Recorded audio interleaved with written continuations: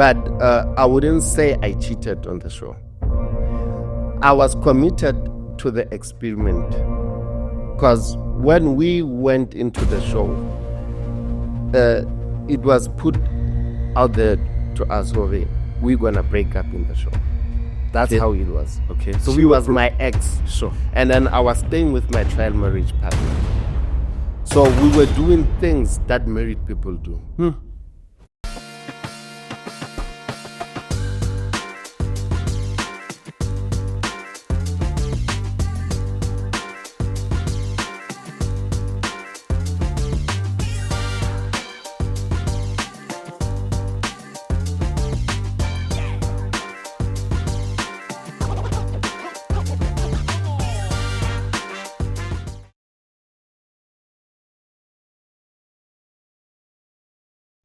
You are in construction.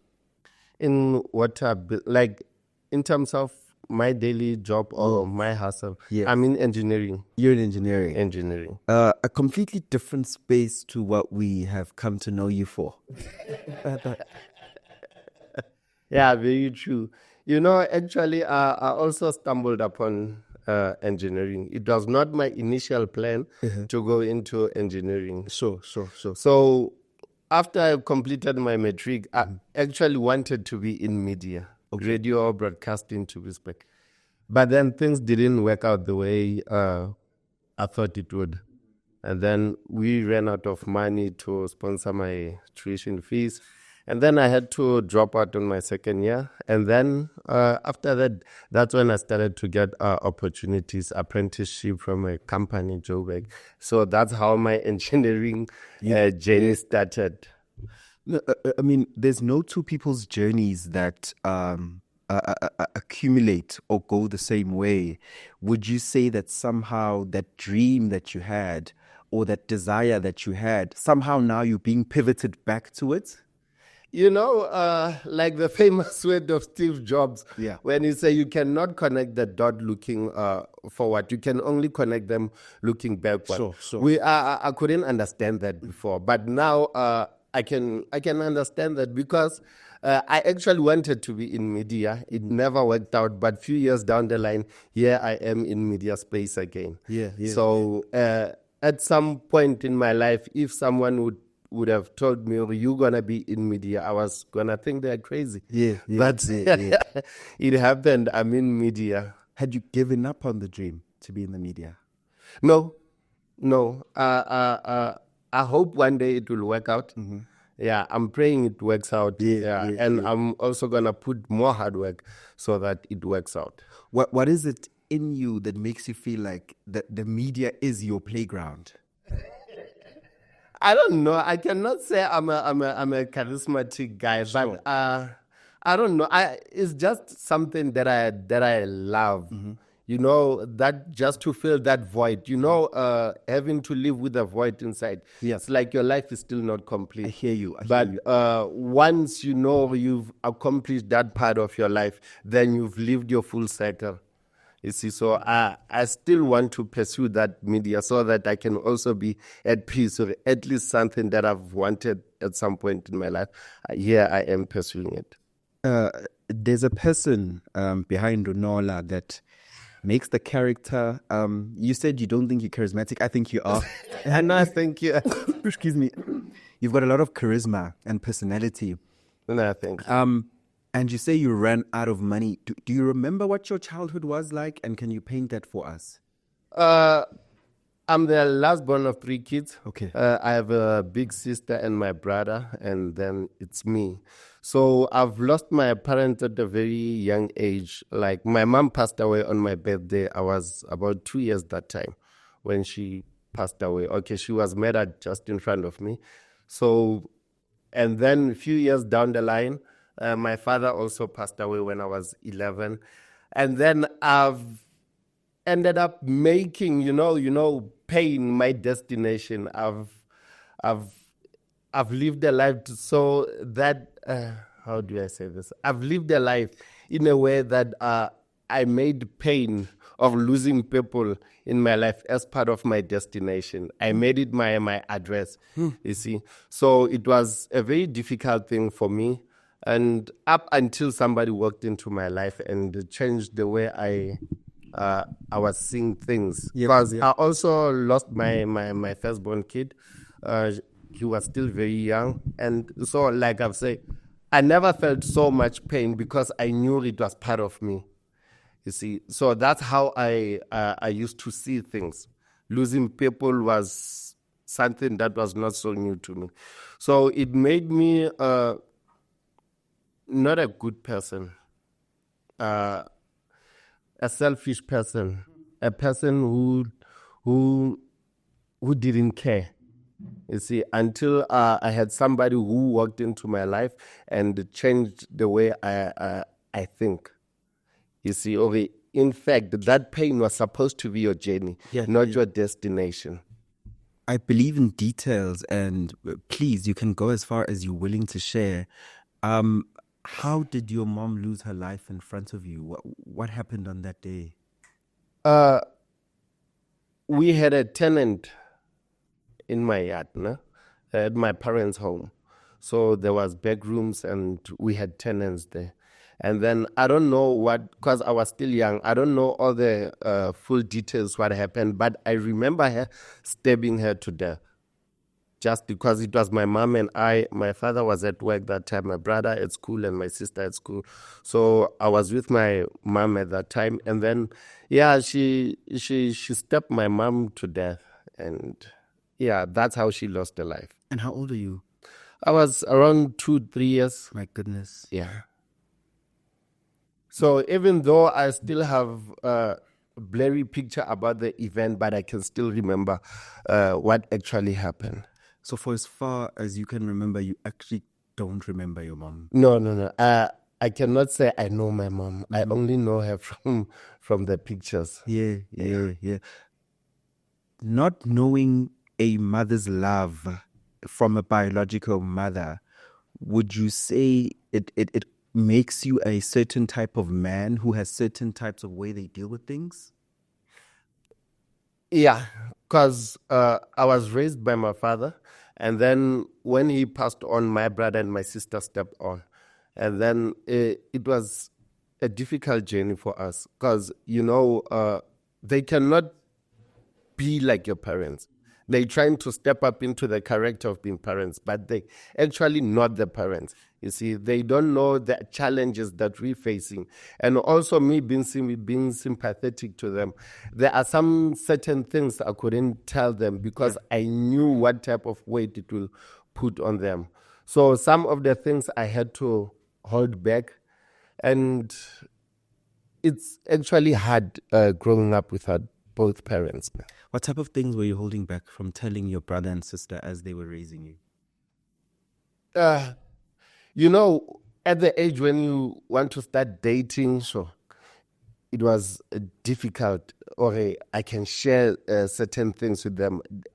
We don't have sex talk. Mm-hmm. I cannot tell them, I've slept with this person, or how to protect myself when it comes to those type of things. So it was those type of conversation. It was a little bit difficult to have with your siblings. Yeah. You said you lost your father as well a few years after losing your mother. Yeah. Which means you're still under 10 years old? I was 11. You were 11. Yeah. What happens to your dad? He got sick. Yeah, he got sick and later down passed away a few months after that. Yeah. I think being the last born, obviously, naturally, your older siblings had to then take care of you, as you say. Yeah, which I still feel bad about that to this day, because I feel like I've robbed them their childhood. They were never kids. Because they had to take care of me. I robbed them their childhood. Yeah. They were not playing like other kids. Sure, they were not thinking like other kids, because now they had to raise me. You see, at their age, it was a difficult life. In your adulthood, have you had this conversation with them because it sounds like you feel like you almost owe them an apology, or a conversation where you find out how they felt about carrying the burden of raising you, do you think you were a burden on them? And do you think you still need to have another conversation to say, you know what, we're older now and let's try and fix the errors? Uh, I think my problem was I've always been afraid of having this uncomfortable conversations with them. It stems out from them raising me. So that's when that thing started. I don't actually have those really, really uncomfortable conversation with them.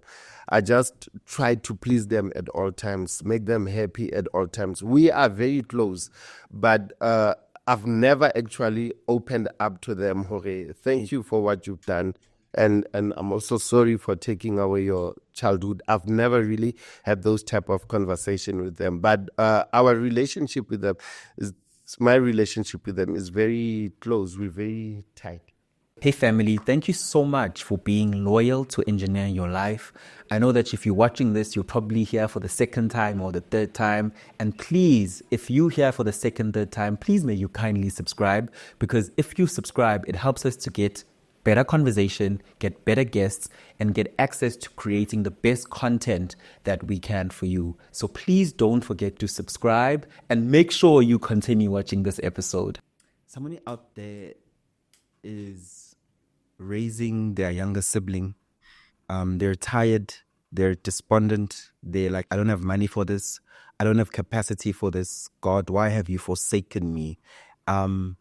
You are the product of being raised well by your siblings. They did their best. Do you have any words towards that person who's raising their younger siblings? And how do you think they should continue? Should they press on? Is it worth it? It's worth it. Don't give up. Don't despair. Family is all you have. Yeah. Friends, they will come and go. Cousins, relatives, aunts, they will come and go. But your siblings, they will always be there for you. So if you can keep that a close relationship, it will be easy at a later age to achieve what you've always been trying to achieve. Because, it's difficult to navigate life without your siblings. It's even hard to achieve what you've always wanted to achieve if you don't have that support structure from your siblings. So if you press on and, we don't write somebody off while they're still in their youth. Come on. Anything can change like that. Yeah. And you won't even believe, a few years down the line, you were facing a different situation. No one will even believe. Family is all we have. True. I want to move on, connecting your relationship with your family, your siblings, the many losses you had. You even said something powerful to me. You said you started identifying with the pain and thought that pain is the norm. It's the trajectory of your life. Do you think you carried that pain in how you started treating women you were dating now when you started being an adult? I was scarred, man. Yeah. I had deep scars. And some of them, I couldn't even recognize them because they started to become my personality trait. And for me, it became a normalcy. It was something normal. I was selfish. I was not thinking for anyone else.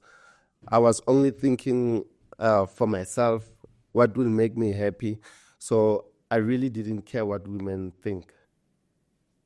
Though in my mind, I would tell myself, I value women. But looking back at the things that I've done, I can see I was actually a menace. What have you done? I've cheated so many times. I've lied so many times.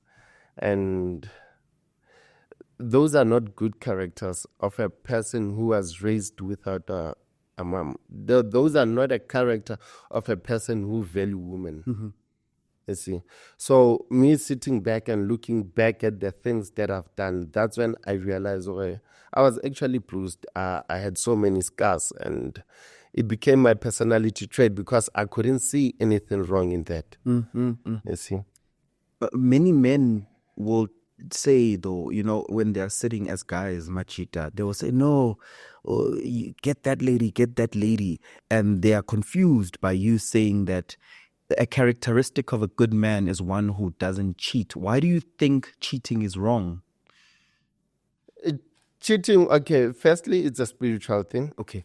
Yeah, like, sleeping here and there, it attracts different spirits, and others we excel in high spirit or lower level spirit. So it's a spiritual thing. So especially with me, I'm in the hustling mode. I have my own business, and then sleeping around with different women, it will just delay my progression. I hear you. So hence, I don't think cheating is a good thing.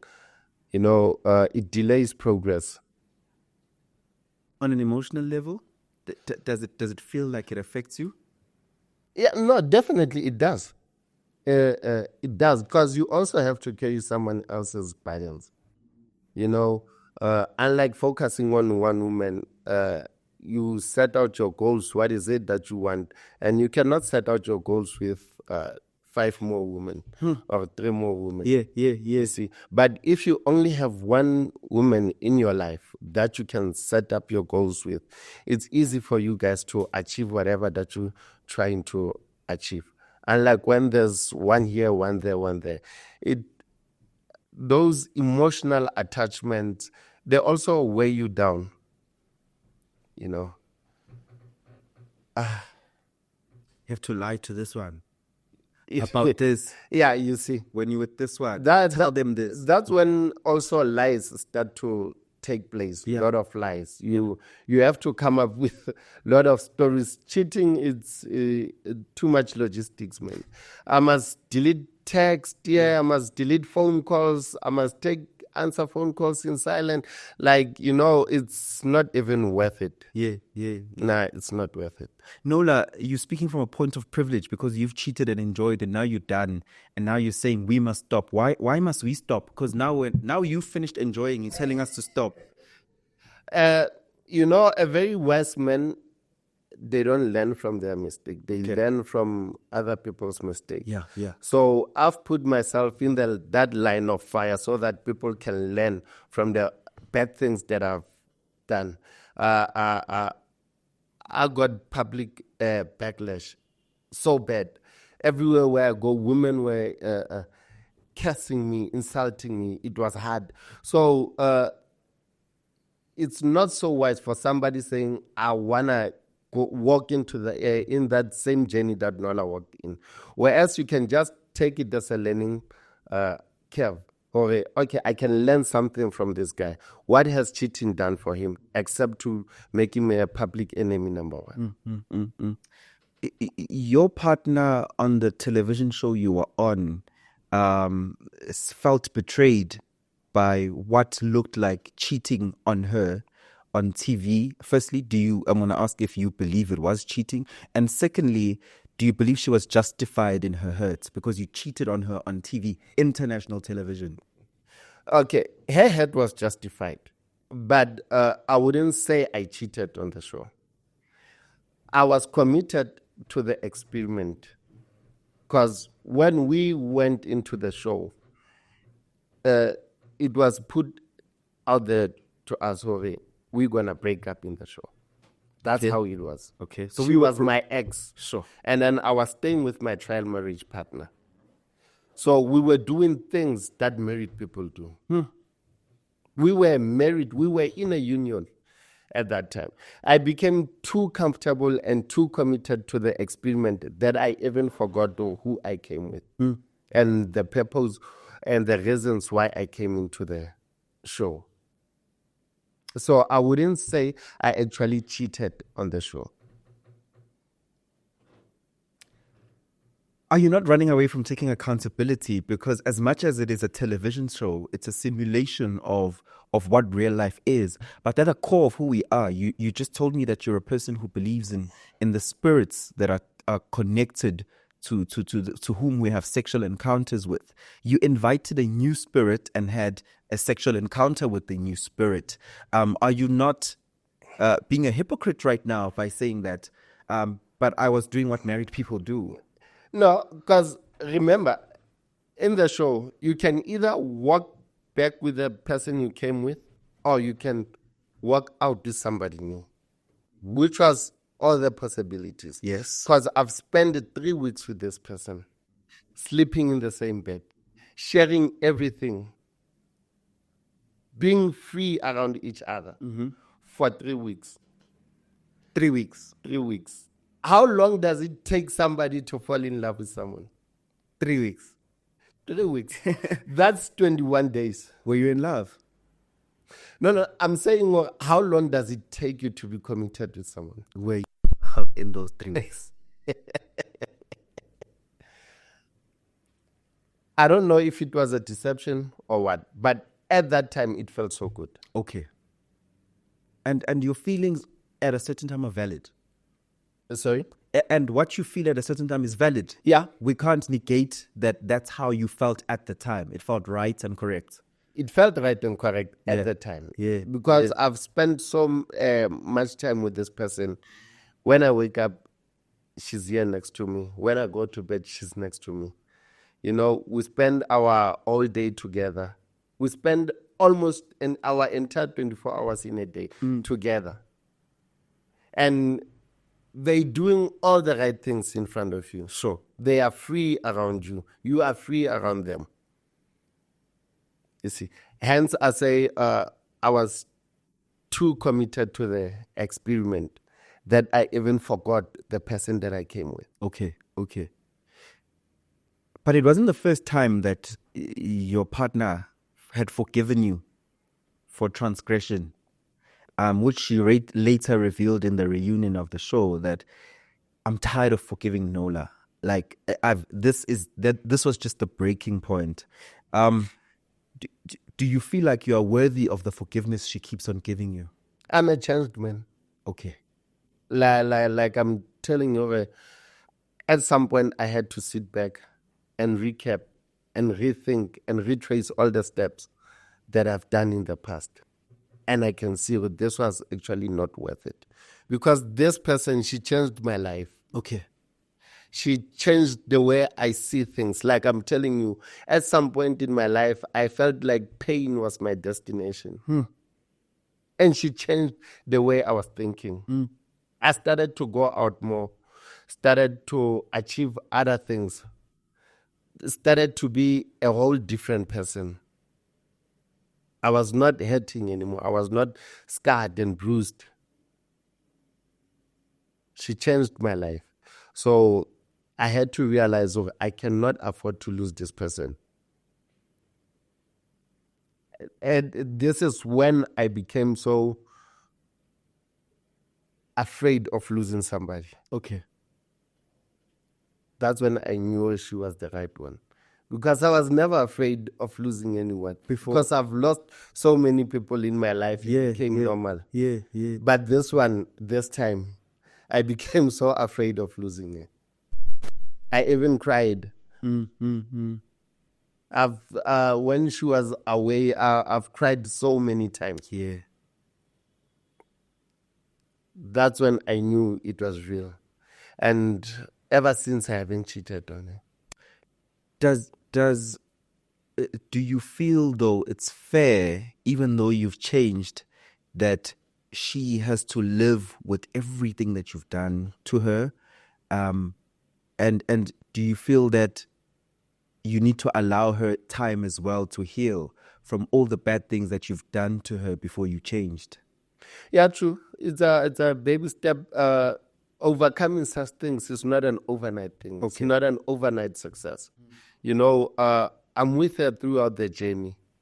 Sometimes she still has those trustful issues. She doesn't trust me completely. Yeah. But I understand her where she's coming from. I get you. Because I've had her so many times. You know, even her seeing me as this changed person, she think, maybe he's a playing his character. cards right now. Yeah. Whereas no, I'm open about everything now. Yeah.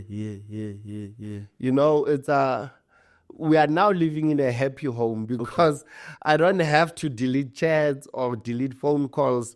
I'm open. I can leave my phone there. Everything. She has full access to everything, and I don't sleep with a conscious of saying, "Okay, I've cheated or I've done this or I've done that." Yeah. My conscience is clear. Hey family, thank you so much for being loyal to engineering your life.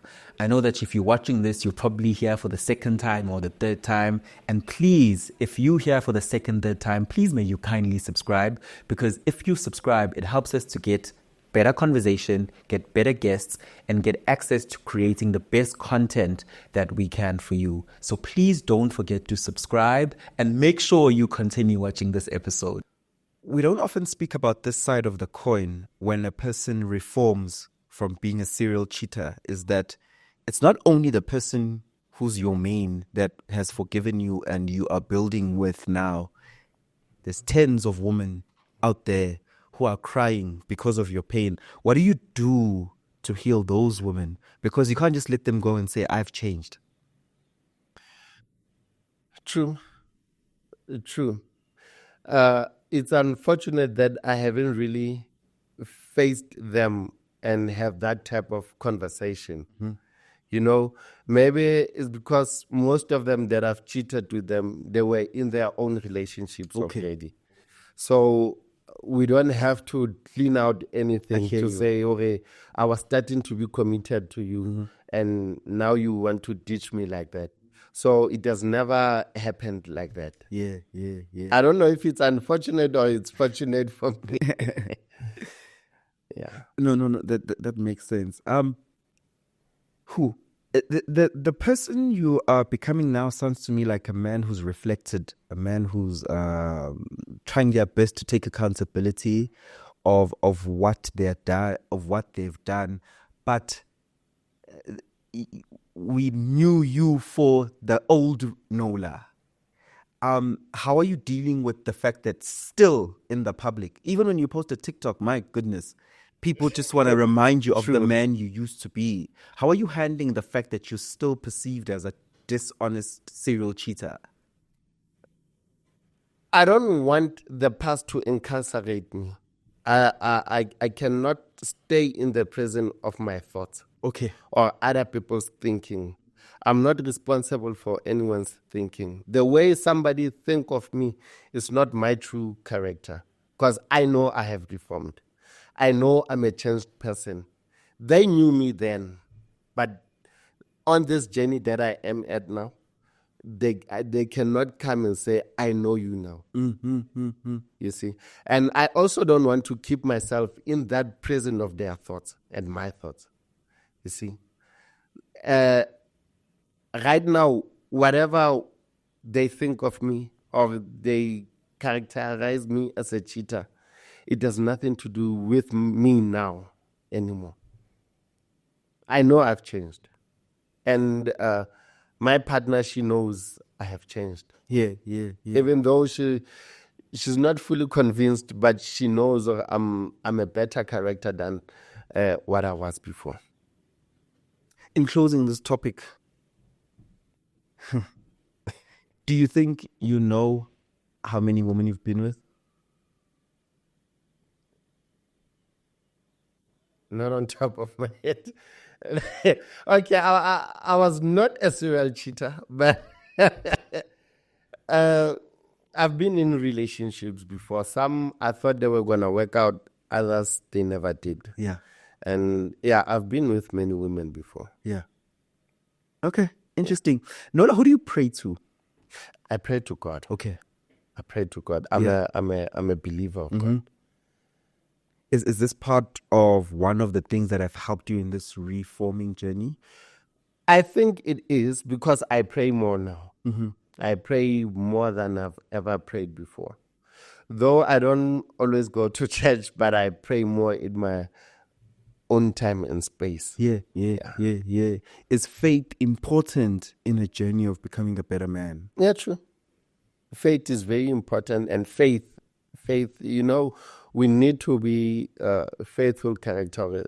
Something must work out. There must be something that you believe in. I want to go back to the family situation.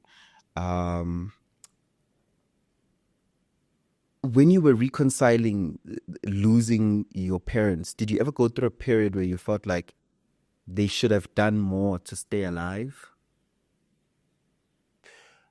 At some point in my life, I got so mad at them. Okay. I got so angry at God. Okay, how could He let this happen?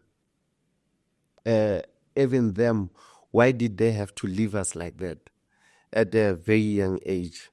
So, but I figured, okay, I'm only blaming people who cannot answer me. And then maybe God was trying to show us something different. Maybe I could have been a different person had my parents been there. I had to take difficult decisions in life, thinking of my situation. Or I cannot choose an easy way out. I had friends and they would encourage me, let's do this, but I figured, okay, criminal path won't take me anywhere. Turning into into life of criminal, life of crime, it won't take me anywhere. Because in that life of crime, there are only two possible consequences. Yeah. Death or It's either jail. death or jail. Yeah. And I didn't want my life to be written that way. Yeah, I yeah, had yeah. dreams. I wanted to live in a mansion. I want to drive a beautiful car. I have a beautiful family. I knew in the life of crime, I cannot achieve that. Yes. But I had to take a difficult decision to take a very different path. And I knew I had this thought of maybe if my parents were here, I was not even going to think of taking that difficult path of enduring this pain and walking a different path. Maybe I could have been a lazy guy. Maybe I could have been sitting there waiting for them to provide for me. But I knew how to provide for myself at a very young age. Yeah.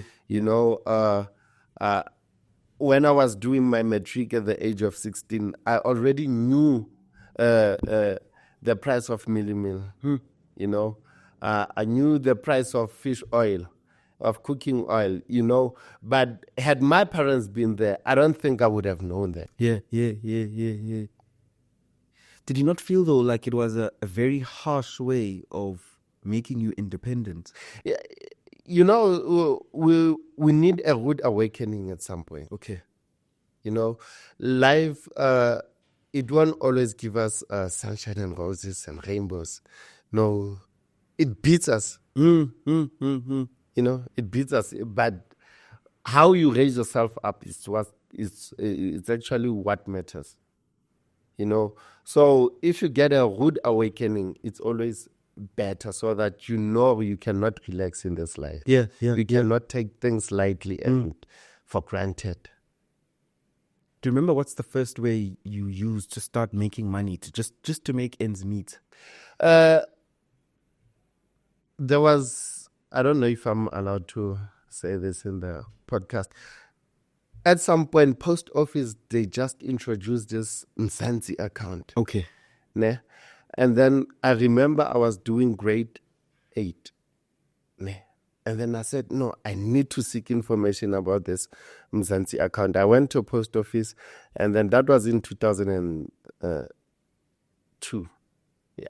And then I went there. They said, no, bring your birth certificate. And I went there. They opened my Mzansi account. And then I started to sell sweets with my pocket money, because my brother at that time, he also started his own business. He was selling cigarettes at school, and then with that money that he was making, he would give me lunch money, So with that lunch money, I had to save it up and bought packet of lollipop. So it was not enough, but at least it taught me something about savings, So it became so easy for me to start saving and saving and saving. So that's how I started to make my own money at that time. Okay, I don't want to be asking somebody to buy me a pair of shoes and stuff. So I had to save money and bought my own pair of shoes at that time.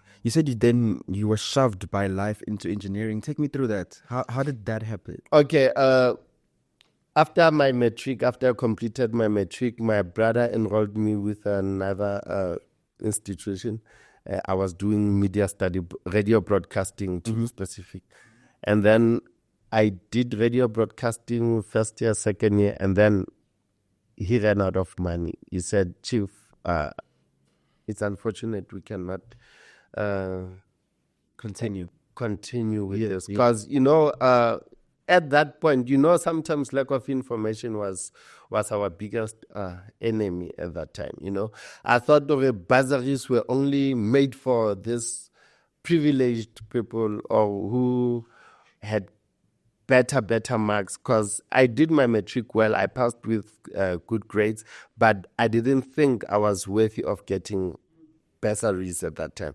So my brother enrolled me for media studies. So when he told me we couldn't continue, I started to look around for work. I remember I went into retail. While I was there in retail, a friend of mine told me about this learnership. There's a learnership about boiler making, and I didn't know what he was talking about. I said, okay, let's go and apply. I went and applied, and then I got accepted on that learnership. And that's where my journey of engineering started. Because, like I've said, I've stumbled upon it because I had no idea what boiler making was. I didn't even know what that was. And then I enrolled on that learnership. I got accepted, and then it took 1 year. And then after 1 year, a certain company approached us because we went to Nasrec Expo Center. There were different companies exhibiting there, and that company, while we were there, we gave out our information. When the apprenticeship programs was introduced in that company, they gave us a call. Okay, are you still interested in this thing? I say, yeah, because I was not doing anything at that time. I say, I'm still interested. That's when they took me in, and I did engineering fabrication. It was a 3-year course. So that's how it started. Yeah, that's sure. From there, I've been moving from one company to another, and then that's when I decided to do education and training quality assurer. Okay. Yeah, and then I became a moderator with that, and then I started to freelance for different companies, local companies, international companies. That's when also my journey of working abroad started also. Okay. Yeah. Do you believe that you must mask a lot of the little boy who was crying to have parents with an ego and thinking, no, I'm the man, I'm the good guy? So you had this little boy crying inside, but you actually thought, no, I'm confident, I don't have any issues. And that's why there was a lot of people that were being hurt in the process. With me, it was not a matter of ego. It was me saying, I don't care. Okay. I've always been a humble person. Those who know me, they will tell you I've been a down-to-earth person. I've been humble, But when it came to women, I didn't care. I really didn't care. I didn't want that emotional attachment. Yeah. I didn't care with women. If I don't care, then I don't have to invest much in this. Yeah. Yeah, that mentality. Yeah, I had that mentality where I didn't want to invest much in this person. It was easier for me to shut them down whenever I'm aspiring to be this person. It was easy for me to say, no, it will not work out. Do you believe you were judged harshly by the public? Yeah. The I was just, but it's justified. I understand because they saw me as this person, but it doesn't mean 45 minutes of a single episode. It sums up the whole character of my character as a person. Yeah. But I understand where they're coming from, why they would judge me like that. It's justifiable because I also perceive myself as this type of character who lies, who cheat, and who doesn't care about level and stuff. Whereas I'm not that type of person.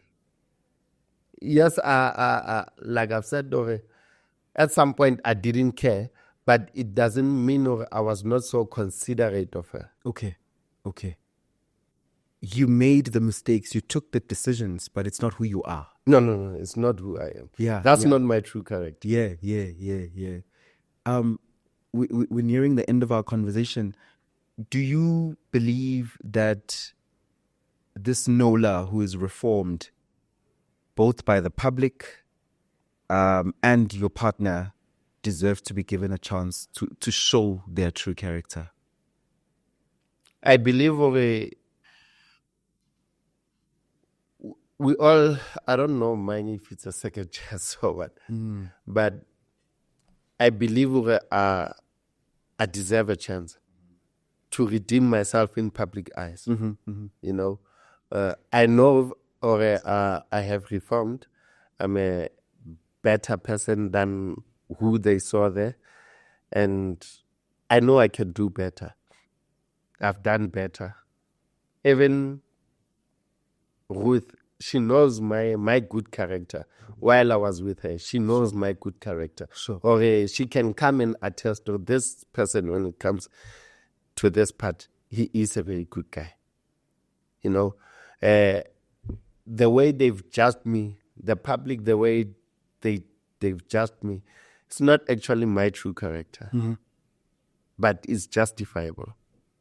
Why they would judge me like that. Spend a minute with me. Then you will see, no, man, I actually thought wrong about you. Mr. Nolla, what's that one thing in life you know for sure? The one thing that you're absolutely certain of and you believe in? Everything works out in the end. Yeah. It all works out. Yeah. Throughout all the problems. Throughout all the challenges. Yeah. Adversity. But it all works out in the end. Yeah.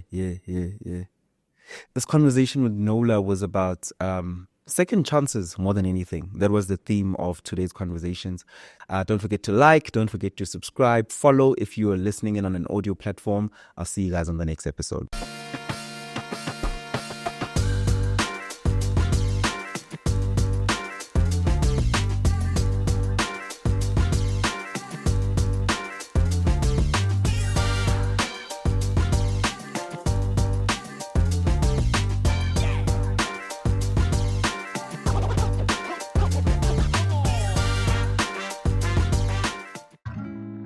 Introducing the epitome of luxury living. Kalu Luxury Villas and Suites, your private sanctuary of opulence and elegance. Nestled amongst the lush, sun-kissed landscapes of Durban, KwaZulu-Natal, this Kalu Luxury Villa is a paradise of tranquility, offering breathtaking panoramic views of the neighborhood. Step into a world of refined luxury where every detail has been meticulously crafted to create an atmosphere of sophistication and comfort. This villa is kept within a gated and secure property for your peace of mind. The Kalu Villa is available for both short-term and long-term stays, making it the ideal location for your next vacation or special event. This villa boasts spacious living areas and floor-to-ceiling windows that flood the interior with natural light, making you feel at one with the surrounding beauty, paired with multiple terraces, an outdoor lounge, and a dining area. Live the dream, make memories, and indulge in the life you deserve. Contact us today to book your stay or to learn more about this exquisite property. Your oasis of opulence awaits.